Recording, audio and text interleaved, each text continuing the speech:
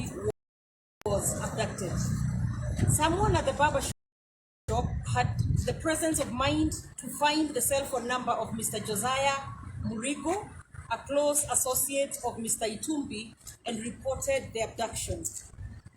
Murigo quickly alerted Itumbi's colleagues and family, who mobilized and reported the matter to Kidigwa Police Post by OB 10/23/12/2021 at 15:40 hours.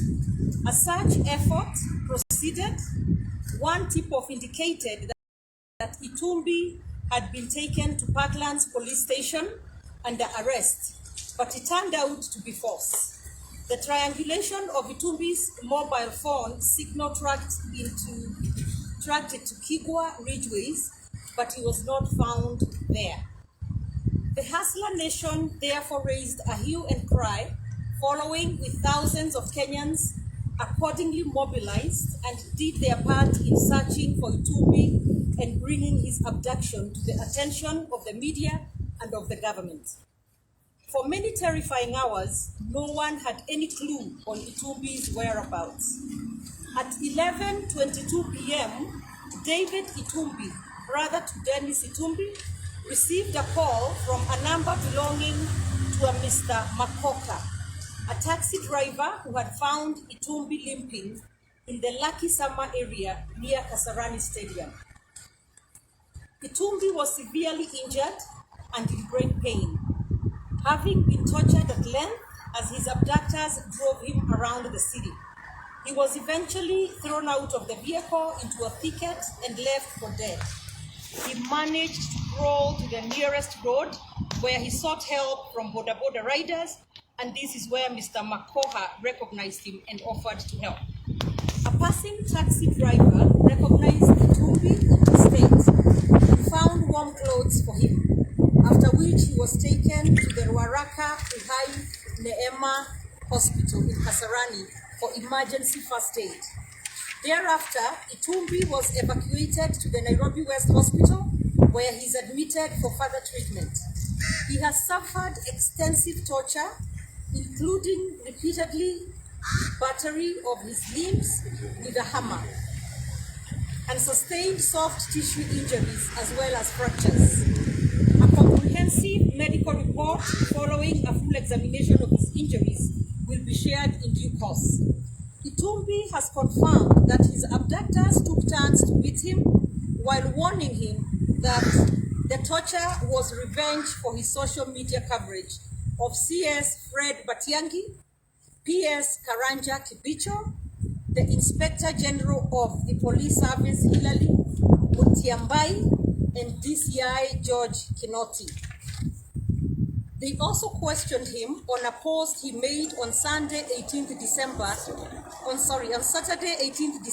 2021 on formation of a KRA team led by Sami Mushemi, ostensibly to harass business people associated with Deputy President William Ruto. In particular, the abductors, torturers emphatically demanded that Itumbi stop discussing Mr. David Mwendwa, son of the Inspector General of the National Police Service, who is under investigation following a road accident that claimed the lives of two boda riders. The criminal squad handcuffed him from behind and tied his legs with a rope.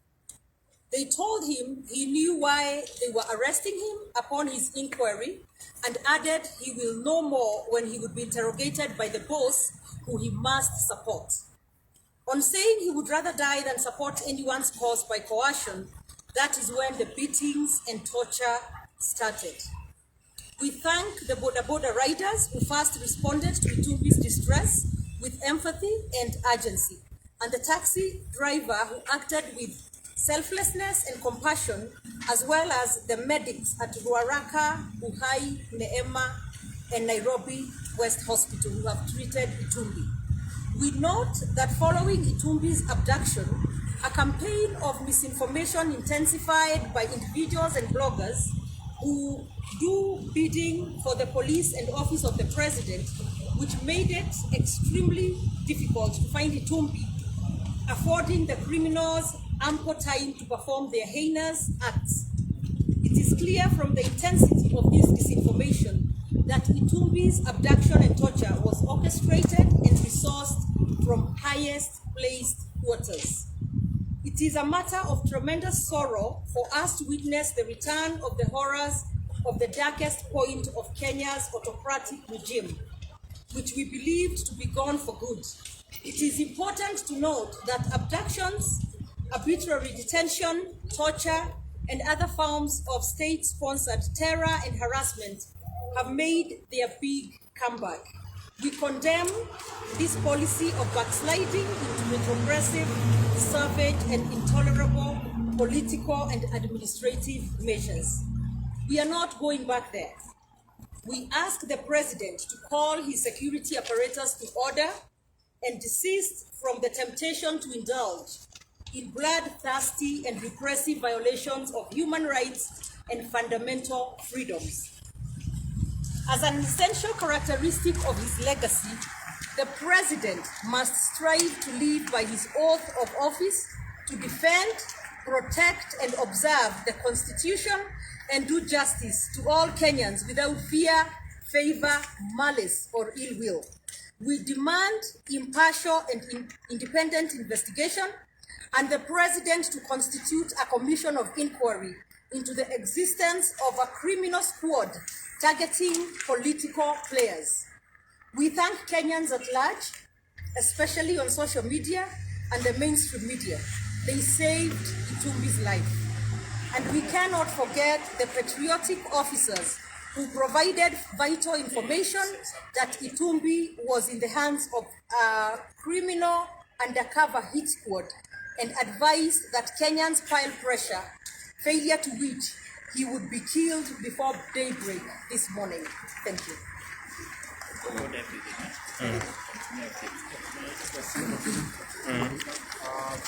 Thank you very much. The statement which has been read is a representation of the facts as it happened yesterday. I am here to just emphasize 2 or 3 things. One is to thank the police officers who helped us get information. As you may have followed yesterday, most of you in the media and Kenyans, most of the, immediately Mr. Itumbi was abducted, the abductors used the agents in social media. Some are lawyers, some are professionals who pride themselves that they're journalists, among others, to spread misinformation as to the whereabouts of Mr. Itumbi. As a result, the abductors got time to go around the city, different places, torturing Mr. Dennis Itumbi. Luckily, we have Kenyans in the police service who are still patriotic, who gave us information that even at the point in which they were telling us, we thought it was not true, but ended up being true. That one, Mr. Dennis Itumbi was not in any police station, and two, that his life was in danger if Kenyans of goodwill were not going to make the necessary noise. Luckily also, the information leaked to the torture squad that there was already a hue and cry, but that's not even the only reason, that there are some people in the police service who are willing to reveal the identity of the police officers had they killed Mr. Dennis Itumbi. I speak with a lot of conviction because I lost an officer in my office 2 years ago who was abducted in the same manner, during the day by the same type of police officers, and was found killed within 24 hours. As a friend of Dennis Itumbi, I was in great fear last night. I was actually just praying that Dennis Itumbi be found. And because of those police officers who were willing to reveal the identity of their colleagues and who were willing to tell us what was going on, and we want to thank them profusely, and we are eternally grateful. And when time comes, those are the men and women of this country that we believe should be rewarded for good service, for still being good people, despite the fact that their seniors would like to misuse them. Number two, I'd like to also thank Kenyans of goodwill in their numbers, both who support the Hustler Nation and those who are our political competitors, who on social media condemned what happened to Dennis Itumbi.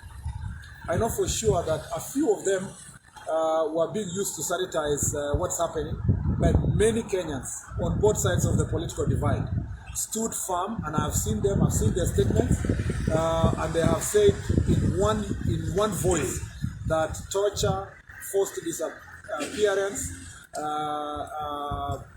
all these kind of political machinations that are being used at the moment is not supposed to be happening in the Kenya of 21st century. And I want to thank Kenyans of both sides of the political divide.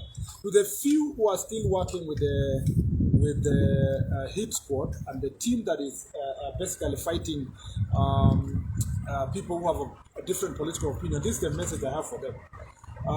First, that it doesn't serve any good. Anything that was wrong yesterday is wrong today. I know a few friends who are a bit excited because they have got an opportunity to work with this administration, and they feel like they have forgotten what happened to Msando, Baby Pendo, they have forgotten what happened to Robert Ouko, and suddenly now they are the greatest cheerleaders for torture, for harassment, for political machinations that are taking place now. I want to tell them that please, they should come back to their senses and realize that whatever is wrong today is wrong tomorrow, was wrong yesterday, and we must build a country that is respecting rule of law. The third and final thing is that we want to tell the IG that he has the constitutional responsibility over the officers and the team that has been formed to torture political opponents of those who are currently pretending to be in power. And IG Mutiambai's term is coming to an end before even ours comes to an end, and which is before August next year. So I want to remind him that if he wants to have a good retirement, together with Matiang'i and Kibicho, and I want to tell Matiang'i and Kibicho, even the people you are trying to support, they become president of Kenya. If they were to become the president of Kenya, they were the first ones to torture you. So just remember that you will be out of office in August 2022. It doesn't matter who wins the elections. And remember that if the same things you are doing is going to be applied on you, you will suffer more than Dennis Itumbi. And therefore, they must stop the hit squad because it's still existing, still there for intimidation. The last thing I want to say is that KRA Director General and the military for this country must not accept to come and play political games on people of Kenya, because Mr. Itumbi was being asked about some questions regarding an officer, as we've written in this statement, working with KRA, why he exposed the team that is working with KRA to punish people who support the DP William Ruto and the Hustler Nation and take them to court. These are things that we are saying, they are not good today, they were not good yesterday, they are not good tomorrow. And it's important for public officers to know, and for avoidance of doubt, I want to tell Mr. Fred Matiang'i, Mr. Kibicho, Mr. Mutiambai, Mr. Mushemi, yeah, and Mr. Kinoti, and all these other Kenyans who are being misused today, that when President Uhuru Kenyatta goes home on September 9, on August 9, 2022, you will be left alone to answer questions before competent court of law.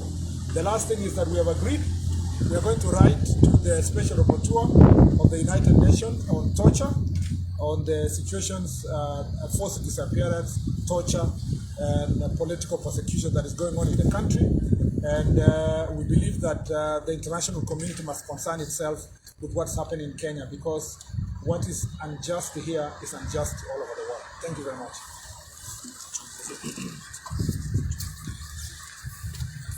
Thank you. I just had two things, and first, received greetings from Dennis Itumbi. I was with him until 4:30 a.m. this morning, and he asked me if I get an opportunity to relay a message to Kenyans of goodwill I wish them a Merry Christmas as much as he'll be spending his in hospital. But he's thankful that at least he is alive, further from the imaginations and the plans of those who planned to assassinate him the night preceding today. He also asked me to tell Kenyans that his spirit is unbroken, and the Hustler Nation remains as strong as it was before his abduction. And to his abductors, he prays for them, he wishes them well, and prays for their salvation, but has a message to them that if they thought they are breaking him, or if they thought they will stop him from doing what he does best, then they're in for a very rude shock. He's unbroken and he will not stop what he does. He will continue to do what he does best. Two, we have seen the statement by the police spokesman. And ours is a very simple message to IG Mutiambai and his boss, President Uhuru Kenyatta.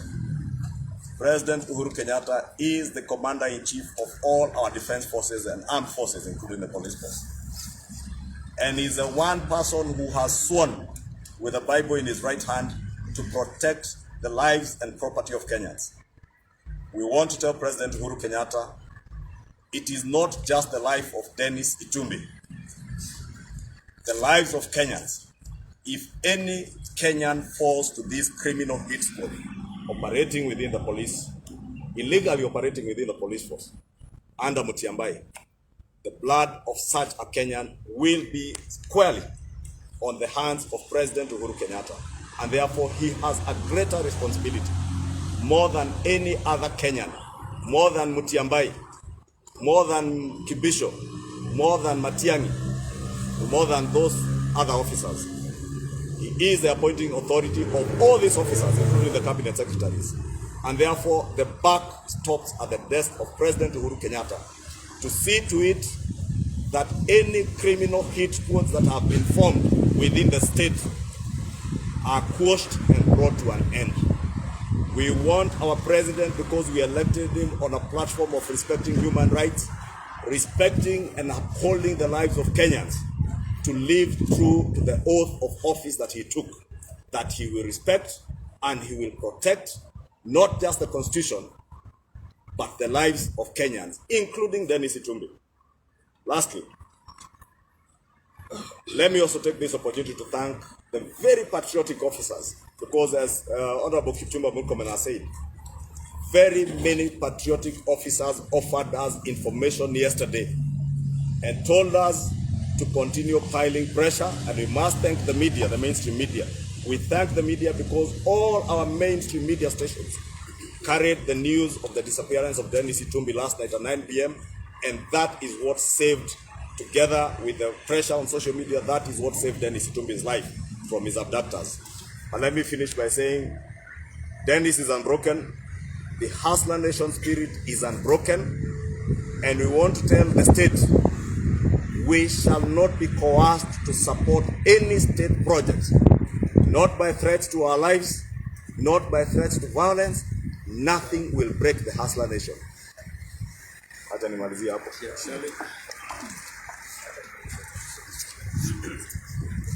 Basi nasikia yale wenzangu wamezungumza, nataka pia niongezee kidogo katika Kiswahili ndio wale wa mama ama wazee wako nyumbani waweze kuelewa ni nini tunachozungumzia.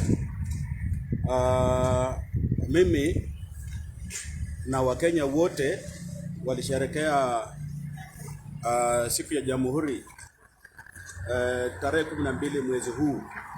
Na hiyo jamhuri ililetwa na vita zile ndugu zetu walipigania ili sisi wenyewe tuweze kujilinda na tuweze kujiongoza. Na hiyo nafasi tulipewa ili tuweze kuchagua wenzetu kwa njia ya demokrasia. Baada ya haya yametendeka kwa ndugu yetu Dennis Itumbi, Wakenya wameanza kujiuliza demokrasia ile tulikuwa tunapigania ipo wapi? Kwa sababu maneno mengi yamefanyika Hata hivi tunavyozungumza tukiwa wabunge tumeitishwa, tumewachana na familia zetu na zile nafasi ya kuongea na constituencies wetu wakati huu wa muula ile tumekuwa nao ya kawaida, mwezi wa 11 na mwezi wa 12 na mwezi wa kwanza, ili tuje hapa bunge tuweze kupitisha mswada ule tumeletewa kwa nguvu, na hatuna nafasi ya kusema hatuwezi. Wakenya wanajiuliza demokrasia ile tumepigania tuwe nayo kama Wakenya iko wapi? Kwa sababu hauwezi kuumiza kijana mdogo kama Dennis Itumbi kwa sababu ya mwelekeo wake wa kisiasa. Mimi nataka kusema kwa ufupi kwamba mimi nilikuweko mwaka wa 2002 wakati ule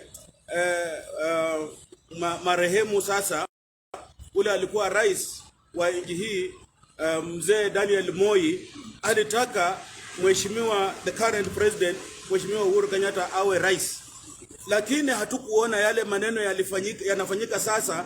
Wakati ule Moi alipendekeza mheshimiwa Uhuru Kenyatta awe rais mwaka wa 2002, na sisi tunashindwa. Sasa huyu ni nani? Wakenya wanalazimishwa, ni lazima wampigie kura awe rais. Na ni nini hii imefanyika katika serikali yetu yenye sisi tunajaribu kuficha kutokana na ule atakuwa rais mwaka wa 2002 kwenda mbele. Mimi nataka kuwa kwa ufupi na niseme kwamba nimekuwa kwa siasa kwa muda mrefu sasa, na nikiona mtu akifanya maneno yale yanafanyika kwa mpinzani wake, hiyo ni kuonyesha wazi kwamba ule mpinzani amemshinda kutafuta kura kwa wananchi. Kura ya kawaida Hustler Nation imewashinda. Sasa wamerudi kuanza kuumiza wananchi na kuanza kuleta sheria zenye hasifai. Mimi nataka kusema kwa ufupi, at the end of the day, yani mwisho wake Wakenya watashinda, na ule wanataka awe rais atakuwa rais mwaka wa 2022. Asante. In addition, we want to call out and inform the Inspector General of Police that long before he became the Inspector General of Police, and to also inform Mr. Matiang'i that long before he became the Minister of Interior, Kenyans signed the United Nations Convention on Human Rights. Thereafter, we entrenched it in our constitution. Hence the reason why we have a Bill of Rights in our constitution. We established the Kenya National Human Rights Commission for a reason. So these arbitrary arrests, political persecutions, torture, and harassment and torture of citizens is completely unacceptable and has no place in modern Kenya today. We are therefore calling upon the international community, all international human rights organizations, also the local ones, and the Kenya National Human Rights Watch to start stepping up and begin to watch this government, because we are going to an era where they are beginning to plow back on the human rights that had already been entrenched in our constitution. We are saying that if the Kenya National Human Rights Commission does not call out the Inspector General of Police and Mr. Matiang'i, then we shall be asking for their impeachment, because they can no longer serve as commissioners to be able to protect the human rights of Kenyans. We will not find this is not acceptable, and it has no place in Kenya. And going forward, we are calling upon Kenyans to be on the watch and on the lookout for this, because we will not stand by and watch our country go back to the dark days of the late 80s. Thank you.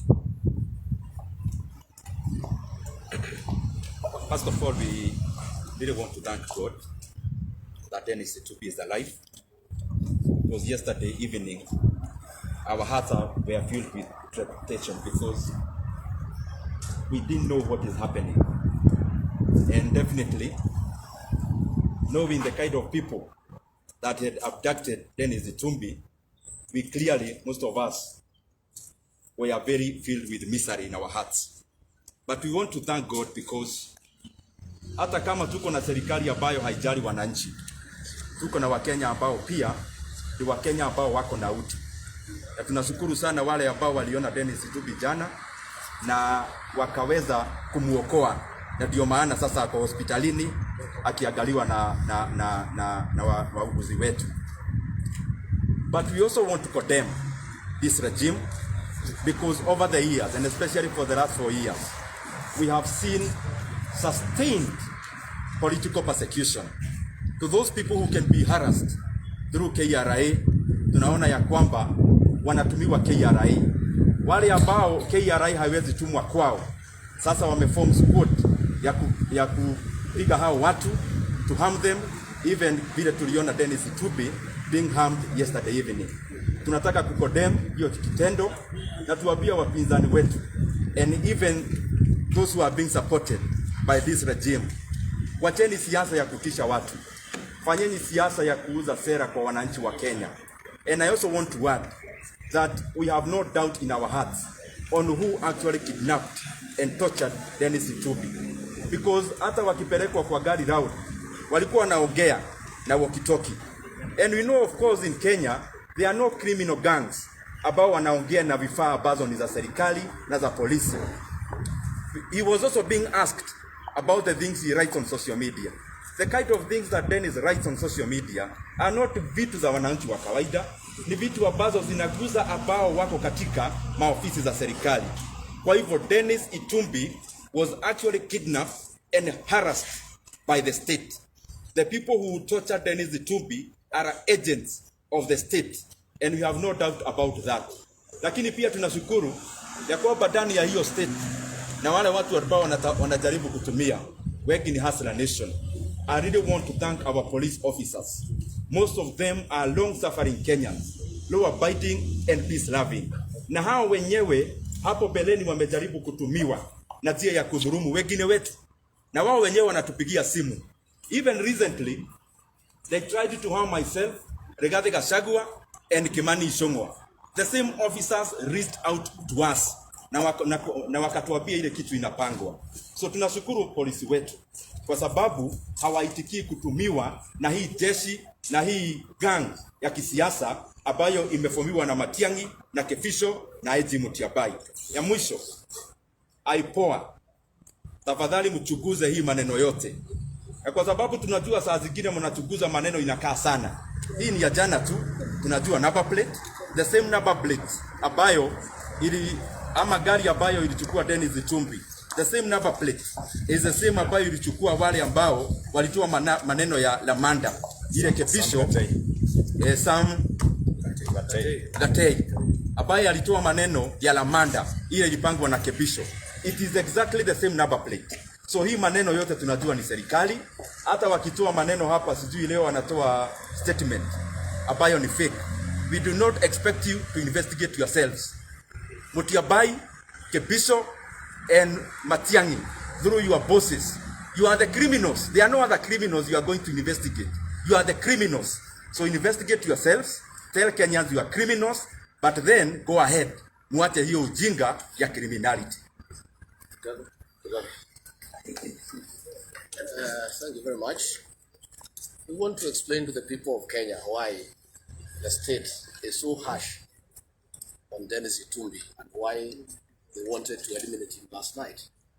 It is because within the security forces, within KRA, within the EACC, the Hustler Nation is real, and for all the atrocities that are being planned against the people of Kenya, officers have been reaching Dennis Itumbi to expose the criminal acts before they happen. 2 weeks ago, EACC had been directed to raid by 2 homes and plant arms or drugs or fake currency so that they can put me behind bars. And officers from there reached Dennis Itumbi and he exposed that scheme and it aborted. And so many other things are happening. And because within the security forces, 95% of the officers are within the Hustler Nation, they have found a very good avenue to expose the ills that are going on. What we want to ask the DPP, the son of Mutiabai killed 3 people. Today he is scot free. Dennis Itumbi has been pursuing that matter relentlessly, and that is why he was abducted and tortured yesterday. We want to ask Nubu Haji, the DPP, why are you sparing the son of IG Mutiabai? He killed 3 people. These are Kenyans. And today, he walks scot-free because he's the son of the Inspector General of Police. We want to ask President Uhuru Kenyatta, please don't allow the ills and the atrocities that happened during the reign of Kenyatta 1 to happen during Kenyatta 2. It will be very sad if the bad legacy of President Jomo Kenyatta will be the legacy of his son Uhuru Kenyatta. You remember in the 1970s, for those of us who were around, what is happening today is what happened then. Kidnappings, abductions, torture, and political assassination. On the 1st of March 1975, J.M. Kariuki was kidnapped in the same style that Dennis Itumbi was abducted yesterday at Hilton by officers who were close to the late Mr. Jomo Kenyatta, driven all the way to Gong Forest, tortured, removed his teeth, and killed in cold blood. And the government tried to cover up that. We are asking President Uhuru Kenyatta to confirm to the people of Kenya during his New Year address that the atrocities that happened during the reign of his father will not happen during his reign. We want him to confirm to the people of Kenya that he is not going to allow the political assassinations that happened during the reign of Mr. Jomo Kenyatta to happen during his reign. That is all that people of Kenya are asking.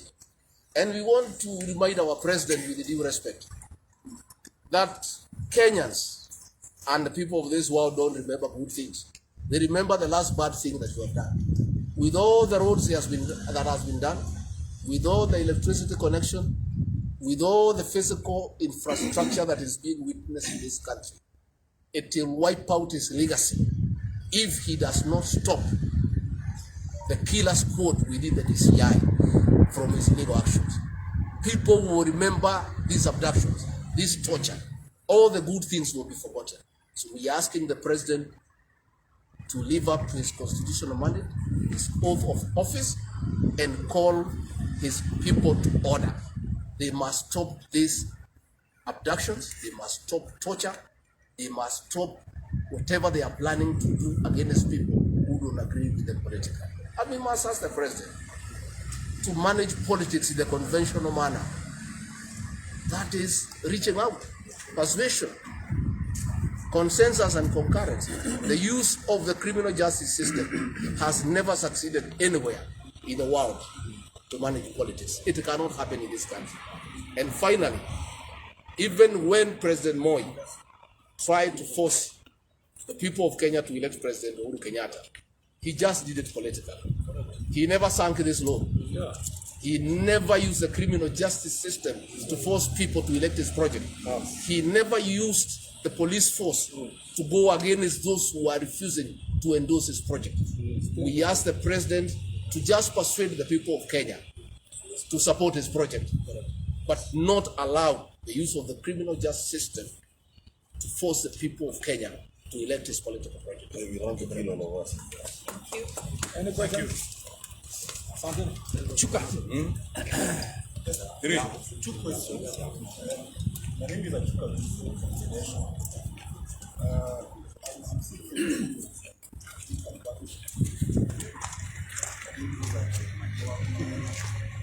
5 hours before darkness, the receipt was given around. Has he actually told you which locations he was driven around? He was blindfolded. The second question. The second question is a more comment because he said that there were some officers who were giving you information that they wanted to expose the history which was behind this. Why did those officers just tell you the names of these people, or are they waiting for Mr. Itumbi to get killed so as to tell you it was this and this and this? Let me answer the first one, then we'll come and we'll take the second one. As I said, I spent a lot of time last night until this morning with Itumbi as I was being treated at Nairobi West Hospital. And the indication he gave us, first, there is a time he lost consciousness after the beatings. They handcuffed him from behind, tied his legs with a rope from the front and turned him upside down with the legs resting on the driver's seat and were beating him in that position. He had about 2 or 3 handkerchiefs, according to him, stuffed in his mouth and sellotaped so that it doesn't scream. And therefore, as a result of the pain, he blacked out at some point, and he doesn't know for how long. But he was being driven around in that premier that abducted him.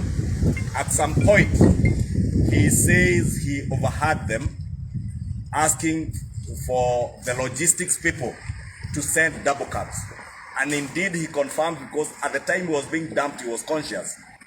They dropped him, and they had 2 double cabs, a black one and what seemed like a whitish double cab.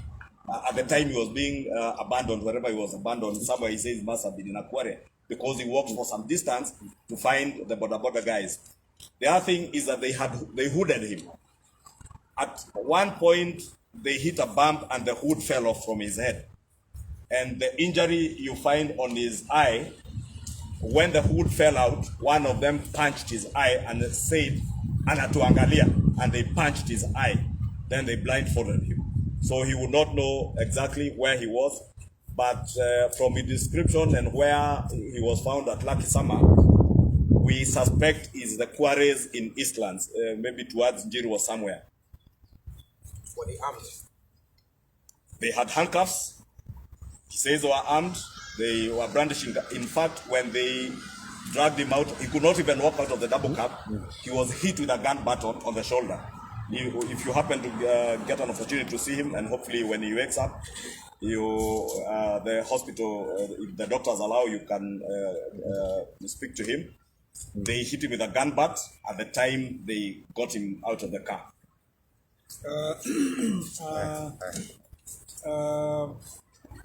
Your question was about why those people are not saying their names. Do you really? Are you really serious? No, you say. No, I'm just asking. Are you really for real serious? No, I'm just asking. Because I mean, you have asked that question, but I've been thinking to myself. You know the answer. You know the answer that good people who are even in the State House, who give us all this information that Dennis has been sharing, are just doing it and begging that we should not share their names, because it is in the best interest of the Kenyans themselves and the rest of Kenyans and the persons who are affected, that their identity is hidden until when it's safe. Do you know the story of, do you remember the story of Moses, Pharaoh, and the hiding of the children, the story of Herod and children being killed and people hiding their children until Herod is gone? You don't expect them to say their names until Herod is gone. That should be the obvious fact, that if Herod is still in town, he will abduct more children. So one has to be very careful on what he's going to say. Any other question? I'm told maybe since you're all here, he's just been wheeled into theater. So maybe they're requesting, maybe you're not able to do. They have confirmed his left arm is fractured, and one of the legs, I'm not sure which one, is also fractured. Left one. The left one. Left leg also. Yes. So they are saying he will be in theater, so you may not be able to see him now. Can you talk about the political parties?